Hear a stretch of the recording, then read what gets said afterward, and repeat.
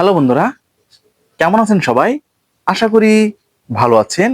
আজকে আমি এমন একটি বিশেষ গাছ নিয়ে আপনাদের সামনে আলোচনা করব। সেটা জানলে আপনারা একদম অবাক হয়ে যাবেন। আমাদের আজকের ভিডিও জিনছিন গাছ সম্পর্কে বিস্তারিত আলোচনা। আজকের ভিডিওতে থাকছে জিনছিন গাছের উপকারিতা, কারা কারা খেতে পারবেন, পার্শ্ব প্রতিক্রিয়া, সেবনের নিয়ম সম্পর্কে বিস্তারিত আলোচনা। ভিডিওটা না টেনে পুরোপুরি দেখবেন, তাহলে পুরো বিষয়টা বুঝতে পারবেন। আর যারা আমাদের চ্যানেলে একদম নতুন, এখনো চ্যানেলটি সাবস্ক্রাইব করে রাখেননি, এরকম নতুন নতুন বিষয় ভিডিও পেতে অবশ্যই চ্যানেলটি সাবস্ক্রাইব করে রাখবেন।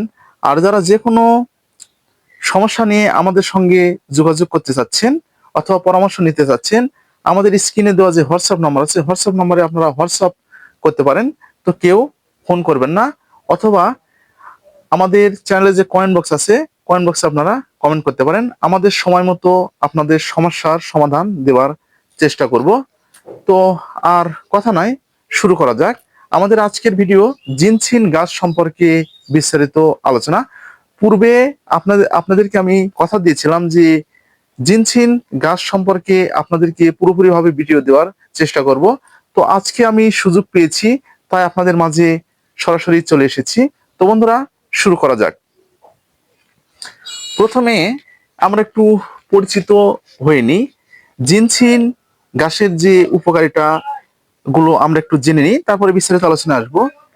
যাদের শারীরিক ও মানসিক দুর্বলতা রয়েছে, সেক্ষেত্রে আপনারা এটি ব্যবহার করতে পারবেন। শারীরিক ও মানসিক শক্তি আপনাদের একদম বৃদ্ধি করবে, রোগ প্রতিরোধ ক্ষমতা বৃদ্ধি করে, হৃদরোগের ঝুঁকি একদম আপনাদের কমিয়ে দিবে, ডায়াবেটিস নিয়ন্ত্রণে রাখবে, যৌন দুর্বলতা দূর করবে, স্মৃতিশক্তি ও মনোযোগ বৃদ্ধি করবে, প্রদাহ কমাবে, ত্বকের স্বাস্থ্য ভালো রাখবে।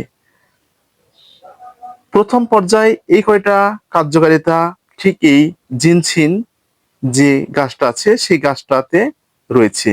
তো বন্ধুরা, আমি একটু আপনাদেরকে পুনরায় একটু পরিচিত করে দিচ্ছি। এটা হচ্ছে ঠিক জিনছিন গাছ। এই যে, যেহেতু গাছটা আমার আজকে এনে ভিডিওতে আসার কথা ছিল, তো অনেকটা ব্যস্ততার কারণে আমি আনতে পারিনি। এই যে ঠিক এরকম জিনছিন গাছ। তো এই গাছটা আপনারা হাটে বাজারে পেয়ে থাকেন বা অনেক দোকানে বিক্রি করে থাকে।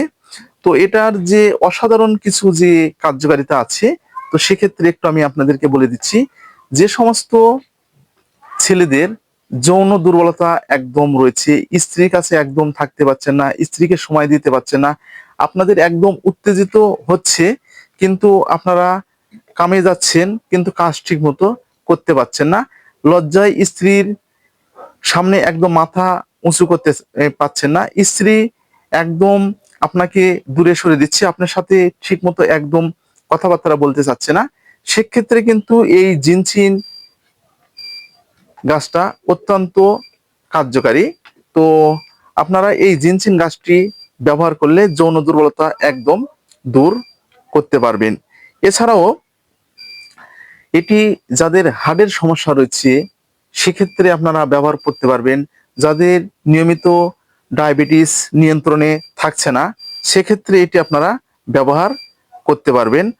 মেধা শক্তিতে আপনারা ব্যবহার করতে পারবেন। এছাড়াও আরো যে অসাধারণ কার্যকারিতা যেটা রয়েছে, বাতজনিত ব্যথার ক্ষেত্রে আপনারা ব্যবহার করতে পারবেন। শারীরিক দুর্বলতার ক্ষেত্রেও আপনারা এই জিনছিনটা তৈরি করতে ব্যবহার করতে পারবেন। হরমোন বৃদ্ধিতেও আপনারা এই জিনছিনটা ব্যবহার করতে পারবেন।